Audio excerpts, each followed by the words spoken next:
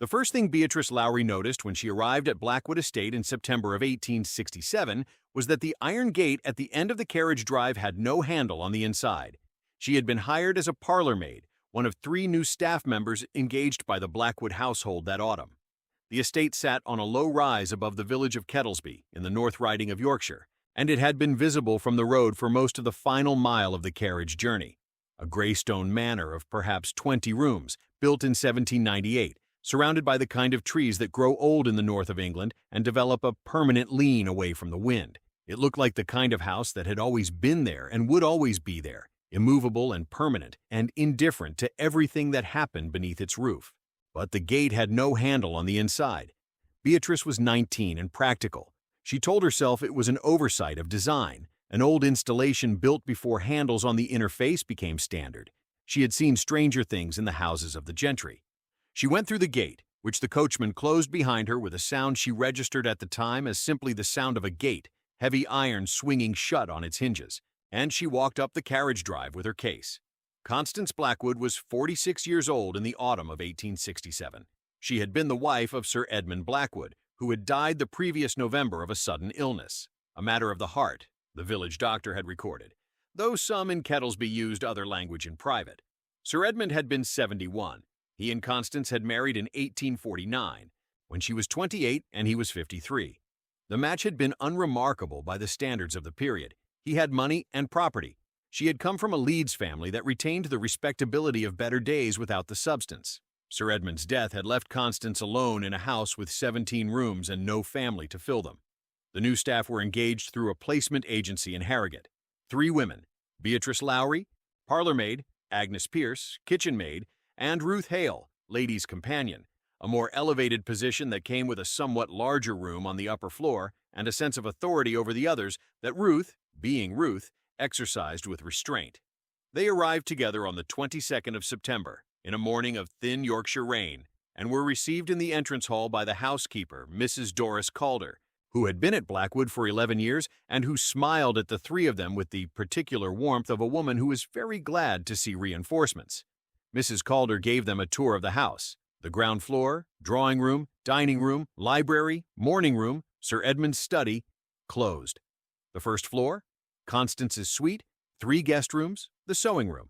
The second floor, servants' quarters, storage rooms, and a series of rooms in the east wing that Mrs. Calder referred to as the old rooms and did not open. "Why are those rooms closed?" Ruth Hale asked, because Ruth was exactly the kind of woman who asked things. "Mrs. Blackwood's wishes," said Mrs. Calder, and moved on. Constance Blackwood herself appeared that first evening. She entered the drawing room where the new staff had been instructed to gather, walked to the center of the room, and looked at them the way a woman looks at furniture she has ordered and is assessing for quality. She was tall, thin, dressed entirely in black mourning clothes. 11 months was not long for a widow's mourning period, but the mourning dress on her seemed less like a convention and more like a commitment. She wore no jewelry. Her eyes were light gray, and in the lamp glow they caught and returned the light in a way that Beatrice, standing nearest to the door, felt was slightly too attentive. "You are welcome at Blackwood," Constance said. "I ask only one thing of those who serve in this house." She paused, and the pause was longer than any social pause should have been. "That they remain." Ruth Hale laughed slightly, the way one laughs when something has been said as a formality and is expected to be received as one. Constance Blackwood looked at her. Ruth's laugh ended completely. "I do not find it amusing," Constance said, and left the room. That night, Beatrice Lowry went quietly to test the rear door of the house. It was bolted. She told herself it was simply how the house was secured for the night. She went to bed in her room on the upper floor and listened to the wind in the old Yorkshire trees and did not sleep well. She would not be able to leave Blackwood Estate for the next 4 months. Before we go any further into what happened at this estate, subscribe to this channel right now because this story only gets darker. And tell us in the comments what city you're watching from. We'd genuinely like to know. Before we continue with what happened inside Blackwood Estate, subscribe to this channel right now because this story only gets darker. And tell us in the comments what city you're watching from. We'd genuinely like to know. The locks changed in October. Beatrice noticed it first. The door to the servants' entrance, The one on the north side of the house that the kitchen staff used for deliveries from the village had always required a key to open from the outside. By the third week of October, it also required a key to open from the inside, not subtly. There was simply no keyhole on the interior face of the door. The handle turned. The bolt did not draw. She mentioned it to Mrs. Calder. Mrs. Calder said that a locksmith from Harrogate had visited the previous week, at Mrs. Blackwood's direction, and that several of the exterior doors had been modified for security purposes. A widow managing a large estate without male household staff needed to ensure the house was properly protected. "The locks are on the inside," Beatrice said. "For our protection," Mrs. Calder replied, in the tone of a woman repeating something she had been told to believe. Agnes Pierce, the kitchen maid, found the same modification on the rear kitchen door 2 days later. She mentioned it not to Beatrice, but to Ruth Hale, who went directly to Constance Blackwood and asked with the directness that had always been Ruth's most defining quality, for an explanation. Constance received her in the morning room. She was seated at the window overlooking the carriage drive, empty now, the days of visitors apparently having passed with Sir Edmund, watching it with the composed attention of a woman watching something important. "The modifications are a precaution," she said, without turning from the glass. "In the countryside, with only women in the house, it is wise to ensure that entry and exit are controlled." "Entry and exit," said Ruth, "but the locks prevent exit." "You have no cause to leave the house except on errands I assign," Constance said. "The arrangement is not a difficulty." Ruth stared at her for a moment. Then, "I would like to resign my position." Constance Blackwood turned from the window. "That is not possible at present," she said.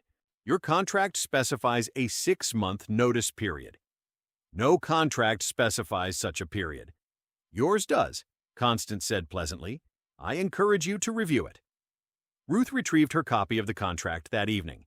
In the pale light of her upper-floor window, she read Clause 12 for the first time. It was handwritten in a neat copperplate that was clearly Constance Blackwood's own hand, added to the printed document.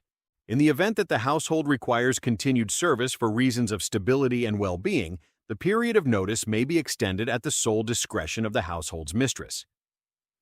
The discretion of the household's mistress. Ruth went to Beatrice Lowry's room and knocked on the door. They talked until the coal in the grate was cold. In the village of Kettlesby below the rise, the changes at the manor were not entirely invisible. The delivery boy, a 15-year-old named Percy Gill, had been making twice-weekly trips to the house since the previous summer. He told his mother in November that something was different. The women who used to come to the kitchen entrance, the friendly kitchen maid, the quiet one, no longer appeared. A woman he didn't recognize, Mrs. Calder, received deliveries in the side hallway and shut the door quickly. He also noticed that the gate at the end of the carriage drive was now padlocked from the outside. Percy's mother told her husband. Her husband mentioned it at the Bull and Thistle to a man named Samuel Graves, who worked as a clerk at the Kettlesby Justice's office. Graves made a note. He did not act on it for several weeks, because the note described something difficult to articulate as a crime. A widow had padlocked her gates. Widows did many things. But in December, Percy returned from Blackwood Estate and told his mother that a woman had pressed a folded piece of paper into his coat pocket through the narrow gap of the partially opened door. The woman, tall, fair-haired, had said nothing. She had looked at him with extreme deliberateness for 1 second and then withdrawn her hand as Mrs. Calder appeared in the hallway behind her. Percy had read the note at the bottom of the drive. He had brought it directly to his mother. The note read, "We are being kept here. We cannot leave.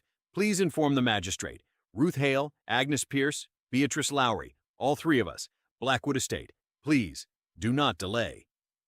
Graves sent a constable to the estate on the 4th of December.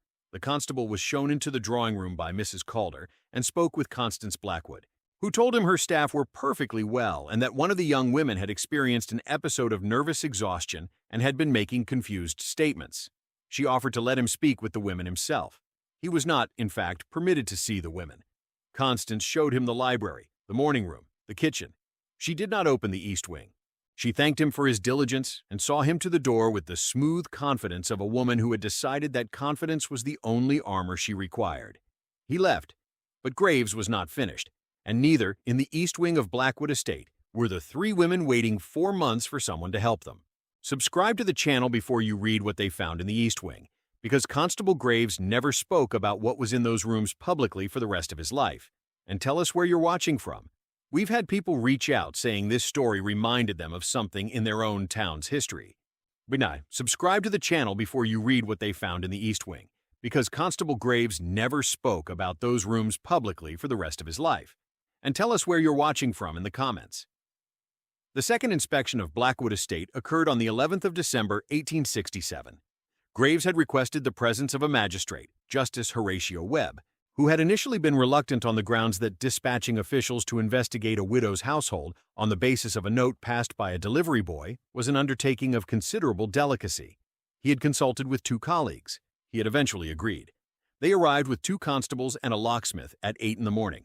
Constance Blackwood received them in the entrance hall, dressed as always in black, composed as always, entirely composed. She informed the magistrate that his visit was unnecessary, that her household was in good order, and that she was prepared to cooperate with any inquiry but wished to register that she found the implication of it insulting. Webb informed her he would need to see every room in the estate, including the East Wing. Constance said the East Wing was under repair and not suitable for visitors. Webb said he would see it regardless.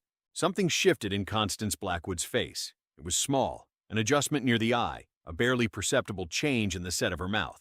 But Graves, who had been watching her with the specific attention of a man who had been reading about her for 6 weeks, saw it clearly.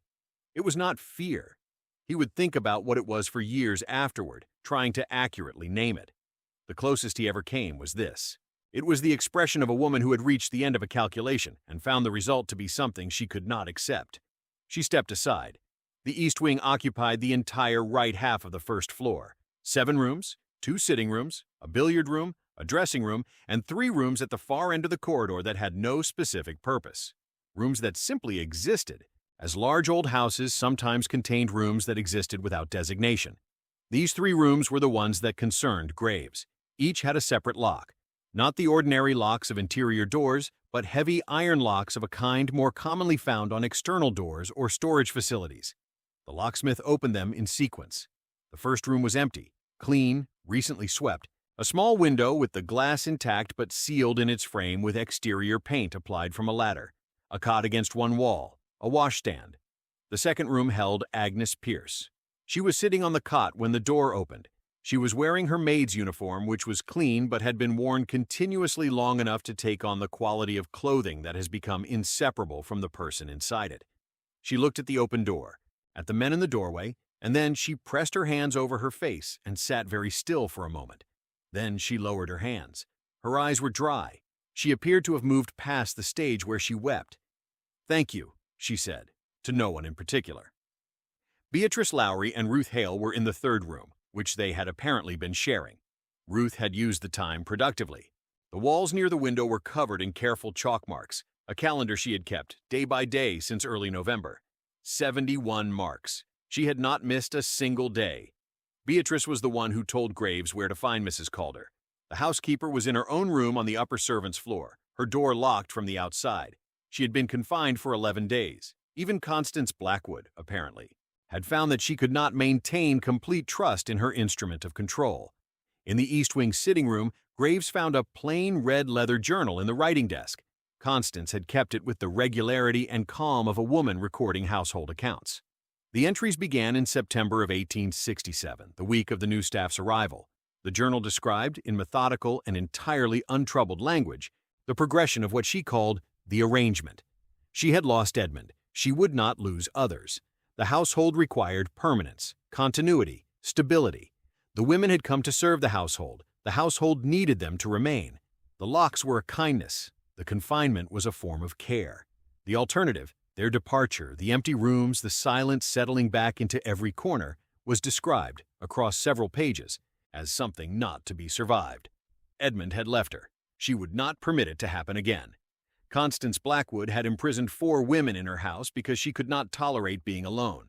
She had organized it with the same deliberate care she brought to all household management, because in her understanding of the situation, that was exactly what it was. Household management, keeping the household intact, keeping the people in their places. Graves read 3 pages before putting the journal in his coat pocket and going to find the magistrate. They found Constance Blackwood in the library, seated in Sir Edmund's chair, her hands folded in her lap. She looked at Webb when he entered, and at Graves, and at the 2 constables. and her expression was the expression of a woman who has done something she considers correct and is fully prepared to explain it. She was still explaining when they put her in the magistrate's carriage. What happened to Constance Blackwood, and what happened to Blackwood Estate in the years that followed, is the final part of this story. Subscribe to the channel before you read on, and tell us in the comments where you're watching from, because this is the kind of story that makes you think about the houses you pass every day without wondering what goes on inside them. Subscribe to the channel before you read on, and tell us in the comments where you're watching from. This is the kind of story that makes you think about the houses you pass every day without wondering what goes on inside them. Constance Blackwood was tried at the York Assizes in April of 1868. The charges were unlawful confinement and deprivation of liberty, 4 counts, 3 women staff members, and the housekeeper, Mrs. Calder. The prosecution presented the red leather journal, the modified locks with their absent interior keyholes, the testimony of Beatrice Lowry and Ruth Hale and Agnes Pierce, and the statement of Mrs. Calder herself, who cooperated fully with the inquiry. The defense argued that Constance had been in a state of profound grief-induced mental disturbance and was not criminally responsible for her actions. The jury deliberated for 2 hours and returned a verdict of guilty on 3 of the 4 counts. The judge sentenced her to 4 years in the York County Prison. The newspapers reported the verdict with varying degrees of sympathy. Several accounts devoted considerable space to the tragedy of the widow, the loss of her husband, the emptiness of the great estate, the desperate act of a woman abandoned by death. Others reported on the women who had been confined in the East Wing, though their accounts received noticeably less attention than the details of Constance's grief. Ruth Hale gave one statement to a journalist from the Leeds Mercury and refused every subsequent interview. She returned to Harrogate and resumed employment through a different agency. She specified in her next contract exact terms regarding the location of all locks. Agnes Pierce went home to her family in Scarborough and never worked in domestic service again. Beatrice Lowry stayed in Yorkshire, but moved to Leeds, where she eventually married a wool merchant named Cartwright and lived a long, uneventful life. In 1901, at 53, she gave a brief account of her time at Blackwood to a woman compiling a history of notable Yorkshire legal cases. She said that the strangest thing about the period of confinement was not the fear, which had been present but manageable, and not the monotony, which had been its own particular challenge. The strangest thing, or as she said, was her certainty. Mrs. Blackwood, she was absolutely certain that what she was doing was right. Not legally right or morally right in some abstract sense. Right in the deep way. The way you are certain about things that are not matters of opinion. She paused before adding, I have met other people since who had that kind of certainty. It is always the most dangerous kind. Constance Blackwood was released from York in 1872, having served 3 years and 8 months. She did not return to Blackwood Estate. The estate was managed during her imprisonment by a court-appointed solicitor. Upon her release, she took a small house in the village of Maltby, in the South Riding, under the name Mrs. Gray, and lived there quietly until her death in 1884. No one in Maltby knew who she was. She had no staff. She was known in the village as a reserved, self-contained woman who kept her small house in good order and showed no interest in her neighbors' affairs. She was found dead in her sitting room in March of 1884, in her chair by the window, looking at the street outside. The neighbors who finally broke in at her doctor's insistence, she had not been seen in several weeks, reported that the house was immaculate. Every surface was clean and ordered.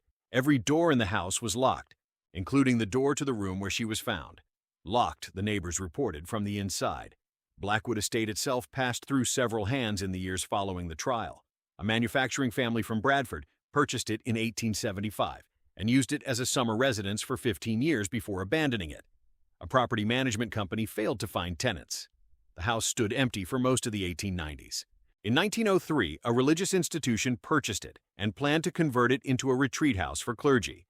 The renovation work in the spring of 1903 required opening several rooms sealed since the early 1870s. The workers found in the East Wing that the heavy iron locks were still attached to the 3 doors at the end of the corridor.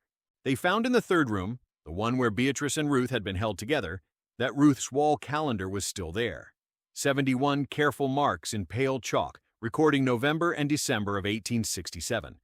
The workers removed the locks. They cleaned the rooms. They painted the walls white. The retreat house opened in September of 1903.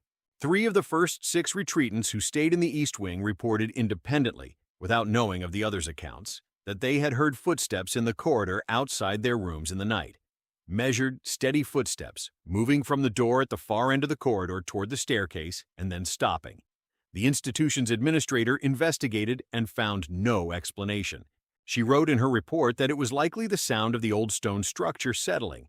Buildings of that age made sounds in the night that could easily be misinterpreted. She noted, however, that the footsteps were always heard moving in the same direction, away from the east wing, toward the exit, as though something in those rooms after 36 years was still trying to leave. If you made it to the end of this story, you're exactly the kind of person this channel exists for. Leave a comment and tell us where you're watching from, whether it's a city, a small town, or somewhere you'd rather not describe too specifically. Give this video a like if it kept you thinking after it ended, and subscribe so the next story finds you. Because at Blackwood Estate, the scariest thing was never the locked doors or the empty rooms. It was the woman who thought she was being kind. And somewhere, in some house that looks completely ordinary from the street, that kind of certainty is still alive.